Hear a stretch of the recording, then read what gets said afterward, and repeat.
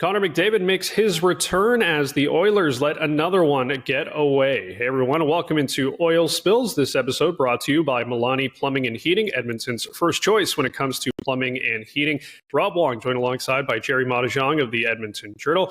And Gerry, tough times continue right now with the Edmonton Oilers. One bright spot, though, was the return of Connor McDavid from his ankle injury. Definitely a lot earlier than a lot of people expected. What did you make of his first game, and do you think it was smart for him to come back as early as he has? Certainly early is the key word, Rob. I mean, what was it? They said 2 to 3 weeks initially for a prognosis on this ankle injury. He did it October 28th in Columbus. The team was on a little bit of a road trip right then. He turned right around, came back to Edmonton just to start dealing with it. But yeah, I mean, not even 14 days. He didn't even hit double digits. 9 days later, he was, suiting up for them again. So he missed 3 games. The team went 2-1 without him, and looked pretty good for the most part. I mean, we saw Leon Draisaitl pick it up. We've seen Zach Hyman, and we've spoken about his offensive woes previously. But boy, he's now on a little bit of a streak here with bagging 3 goals in the last handful of games. After a real slow start, after hitting 50 for the first time in his career last season. So all in all, not bad. Should they have used the springboard of getting their captain back and, launched into these Vegas Golden Knights? Well, we kind of saw it early on. I mean, they jumped out to a 2-1 lead, but just, could not maintain, could not capitalize. Unfortunately did not get the result they wanted in the comeback of their team captain. Yeah, and I guess ultimately he wouldn't have come back if he didn't feel like he was ready to come back. So I guess that is a good sign that he's able to suit up and play a full 60 minutes. Hopefully there are no lingering effects moving forward here, I guess is sort of the idea. And this guy is, historically a really speedy healer too. I mean, we saw him come back from some pretty significant injuries. He had the clavicle in his rookie season. Now that hit him for a lot. He was out for about a third of the year then. But since then, Rob, he hasn't missed more than 7 games in a season, and certainly not due to injury, all of them either. So, the famous documentary of him coming back from the knee when he crashed into the Calgary net in the last game of the season back in 18-19. And, how bad was he hurt? And we finally found out later he, opted not to go the surgical route. The guy was sleeping in hyperbaric chambers, for crying out loud. I mean, pulled out all the stops from him, and knee ends up healing on its own, and he comes back in time for the next season. So who knows what? I tell you, he was not sitting around with this ankle thing. He was doing absolutely everything he could to get back into it. And you're right, the docs himself would not have pushed, especially early on in a time like this. He mentioned it could have been a lingering thing, potentially a previous injury that just kind of came back to bite him after sliding into the boards the way he did. But, I mean, the guy's a professional. He's been through this sort of thing before.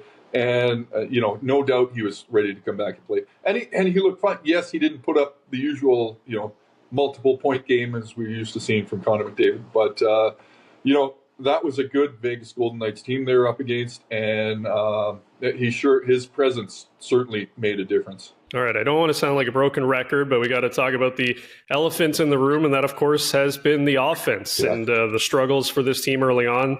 33 goals, which is 4th worst in the NHL among teams like the Red Wings and the Islanders, the Predators, who have been bad this year, and even the Anaheim Ducks, who are the worst offense in the league. Those are the kind of teams that the Oilers are kind of around right now. I think if you had the answer for this, Gerry, what is going to be what would solve the Oilers offense? You'd be making a lot of dough. Not that you're not, but what do you? Yeah, I'd be on Chris Knobloch's coaching staff right now, and turn things around. Isn't that the truth, Rob? No, you're absolutely right, though. Boy, that handful of teams you mentioned, none of them even close to making, the final round of the Stanley Cup playoffs last year. So to see Edmonton in that bunch right now is really mind-boggling. Why can't they get it going? Not a lot has changed on offense. Yes, they maybe lost some speed in the McLeods and the Fogels that aren't coming back. But, they did bring in a couple of guys in Arvidsson and Jeff Skinner who, should have really taken those spots and added some experience to it and really helped out, beefed up this offense. But we're not seeing it. You're absolutely right. And, the only reason, and I know we've spoken about this before and I keep going back to it, but all the changes they made to the defensive side, that back end, looks like it changed everything from there on out. I mean, all of a sudden the goaltending's suffering. But when you're specifically talking about offense, all of a sudden these guys know they rush down the ice and the play doesn't work out and it turns around and comes back. It doesn't look like they have any confidence in the group back there to, back them up and be able to, slow the other team down. So it might affect them in the mind at this point, what they can do, how many risks they're willing to take to put up these big offensive numbers that we're used to seeing from them. I don't know. But I can tell you what changed was personnel on the back end in that defensive core. And we're certainly seeing big holes there, as we did last night against Vegas. They shouldn't be coming down on a 2-on-4 and ending up with the game-winning goal in the dying seconds. So it is a big factor in my mind that is really purveying out to all other parts of their game, offense included. But they need to get this defense figured out again, because I'll tell you, they're going back to the old Edmonton Oilers, who had to put up 5, 6, 7 goals a game if they wanted to guarantee a victory, because you don't know how many of the opponents are going to score. And, they were able to get away from that last year and tighten up on this defense. We saw the legend himself, Paul Coffey, come back and join the new coaching staff when they made the switch. And to his credit, turned it around with the personnel that they had all along.